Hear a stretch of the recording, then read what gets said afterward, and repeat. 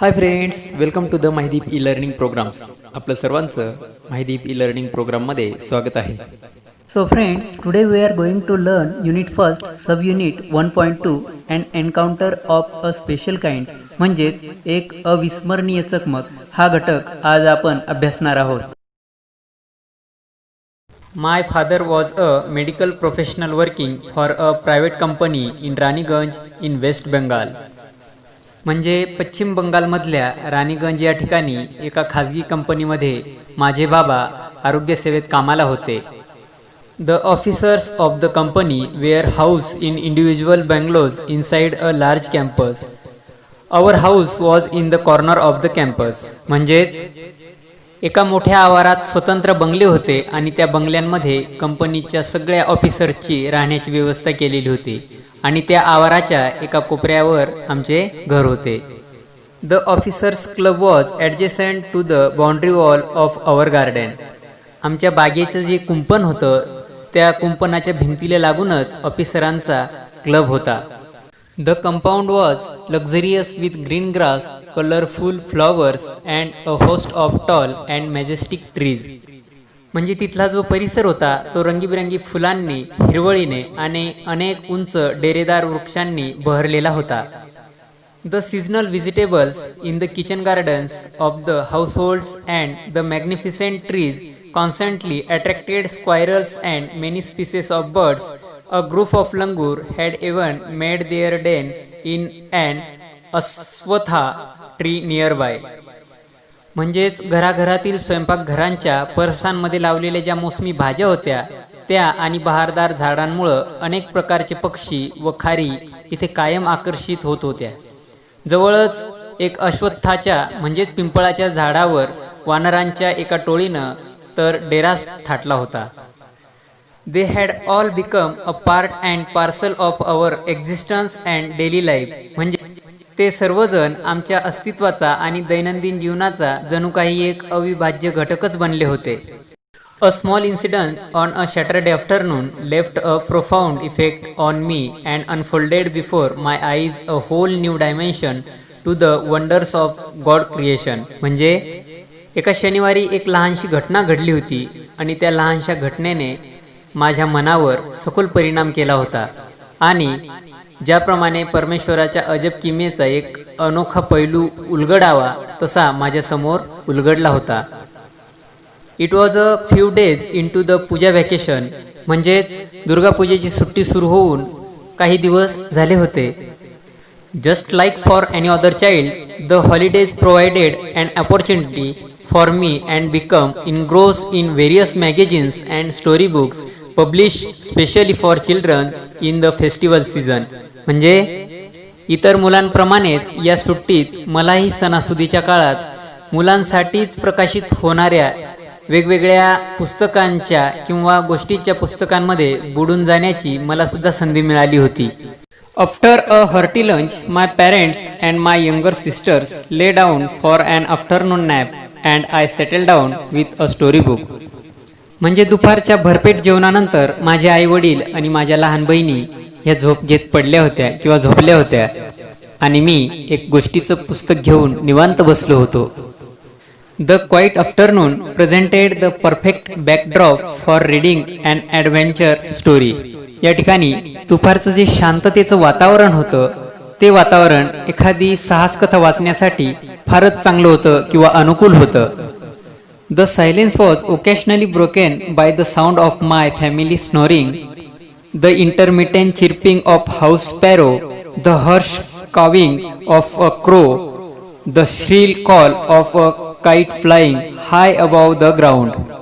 म्हणजेच ते जे शांततेचं वातावरण होतं त्या शांततेला मधूनच माझ्या घरच्यांचं घोरणं, चिमण्यांचा चिवचिवाट, अधूनमधून कावळ्यांचा कावकाव आणि उंचावरून उडत जाणाऱ्या घारीचा तो कर्कश ओरडण्याचा आवाज भंग करीत होता. I became deeply absorbed in the book.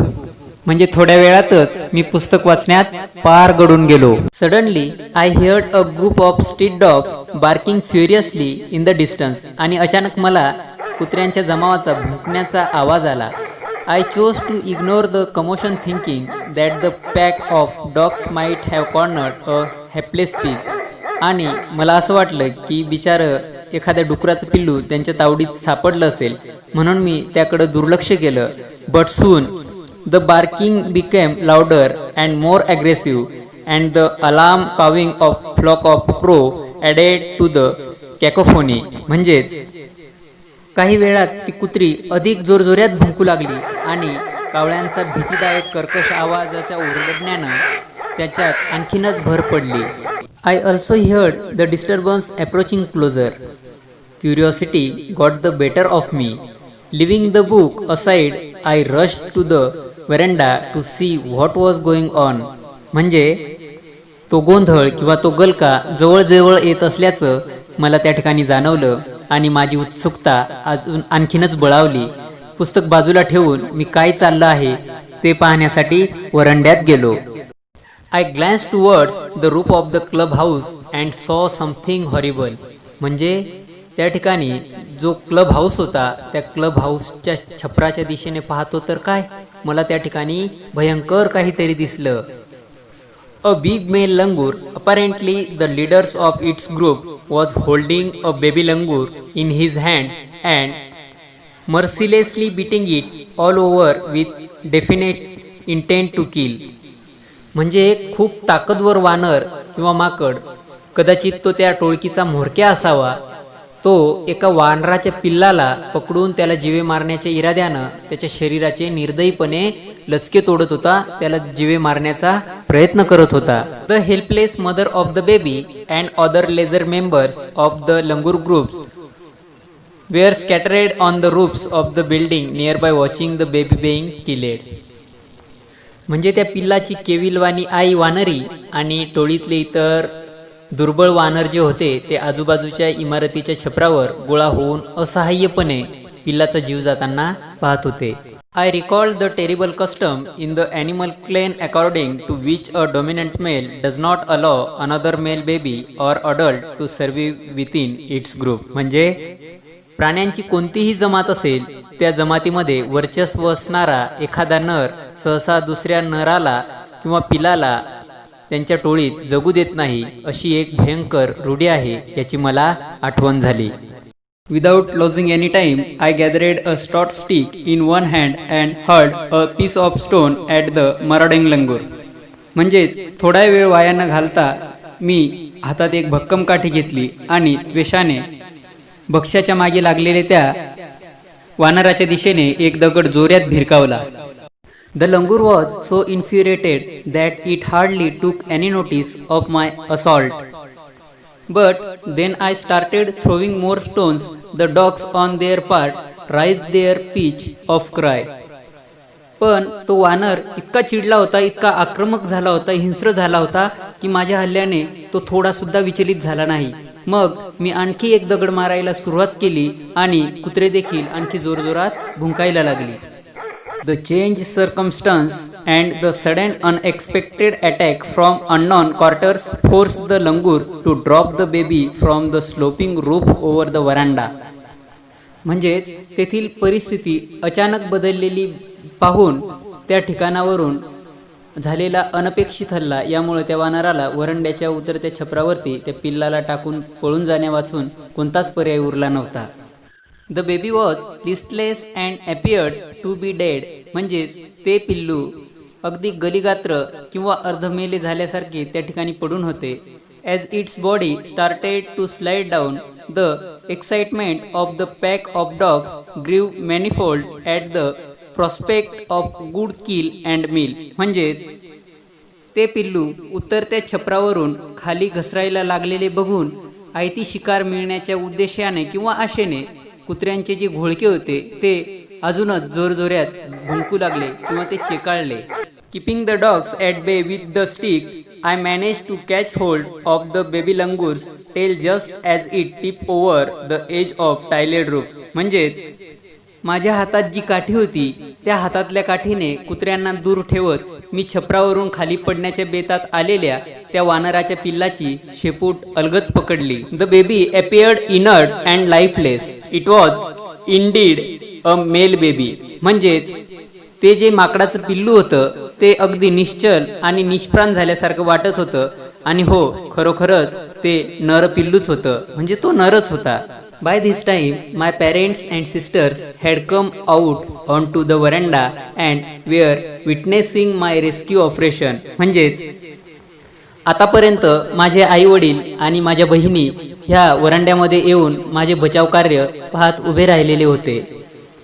Some of our neighbours had also gathered in the distance. म्हणजेच आमच्या आजूबाजूला राहणारे आमचे शेजारी सुद्धा काही दूर अंतरावर गोळा झाले होते किंवा त्यांचा जमाव त्या ठिकाणी बचाव कार्य बघत होता. I took the baby langur to our backyard and gently laid him on the floor inside the poultry कूप.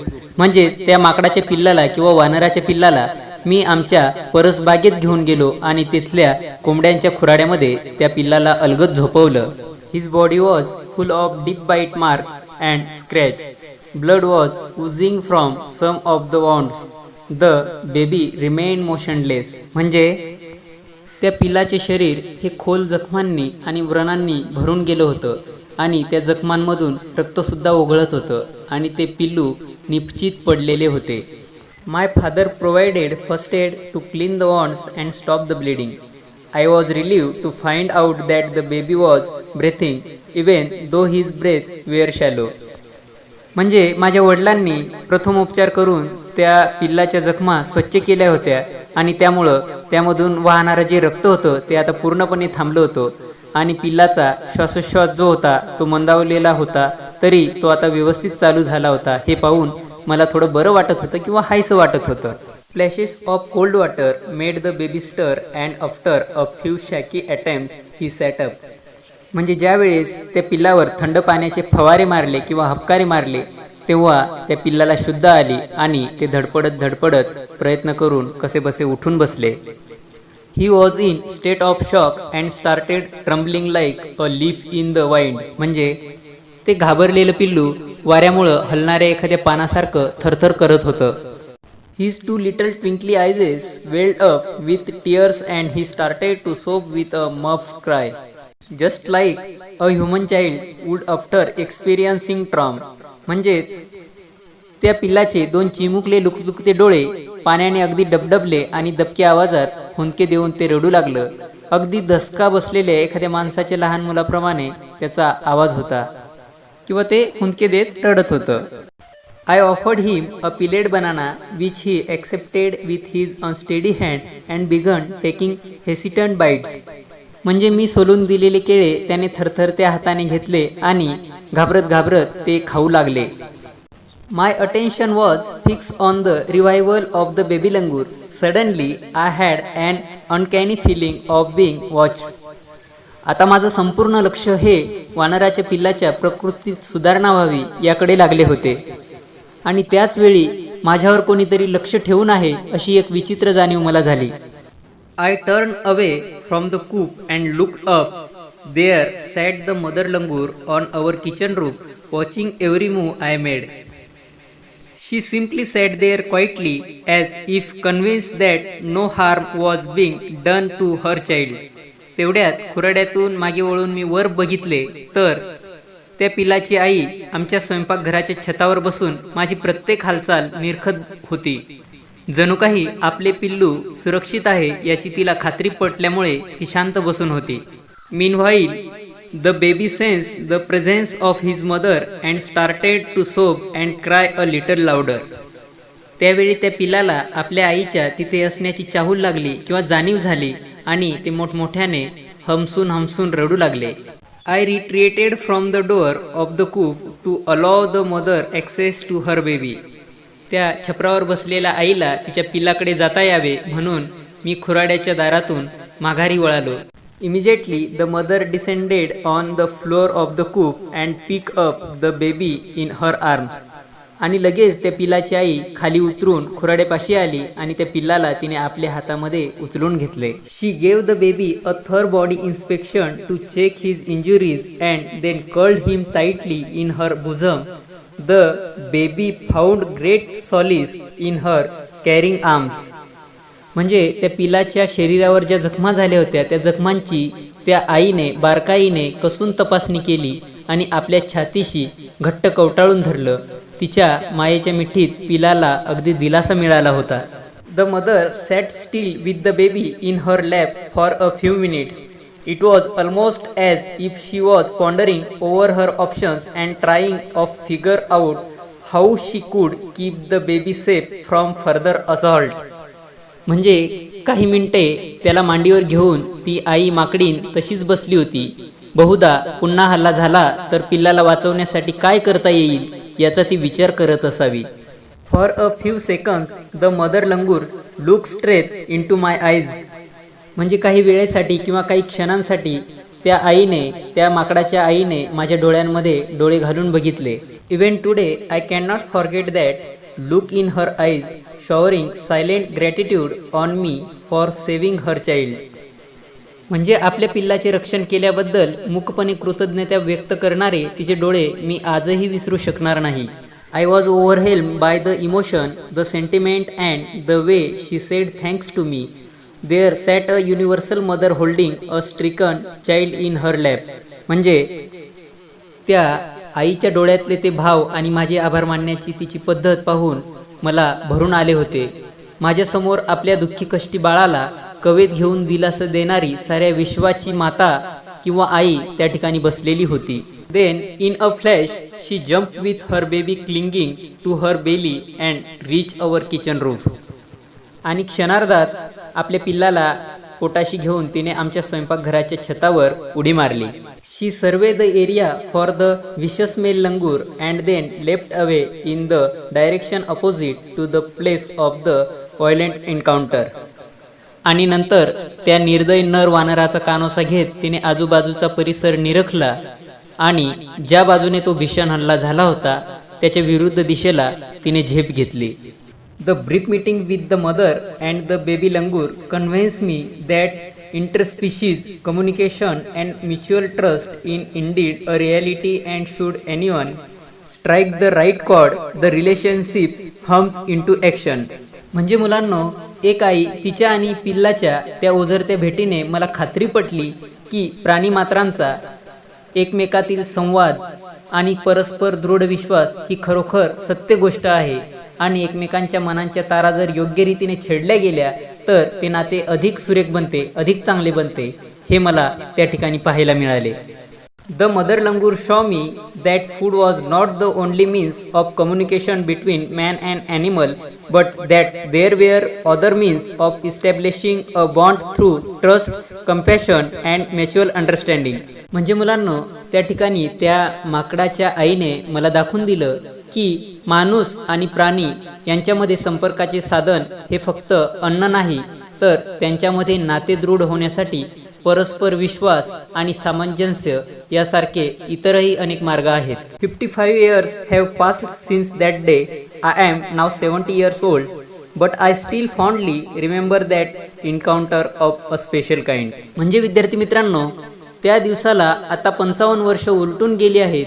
मी आज 70 वर्षाचा आहे, पण त्या अविस्मरणीय भेटीची आठवण मी आज सुद्धा माझ्या उराशी प्रेमपूर्वक जपली आहे. विद्यार्थी मित्रांनो, अशा प्रकारे लेखक तपन मुखर्जी हे किशोर वयाचे असताना त्यांच्यावर ओढवलेला जो प्रसंग आहे तो त्यांनी या ठिकाणी व्यक्त केलेला आहे. धन्यवाद. आपण जर माझ्या यूट्यूब चॅनलला सबस्क्राईब केलं नसेल तर लगेच सबस्क्राईब करा, जेणेकरून पुढे येणारे शैक्षणिक व्हिडिओ आपल्याला पाहता येतील.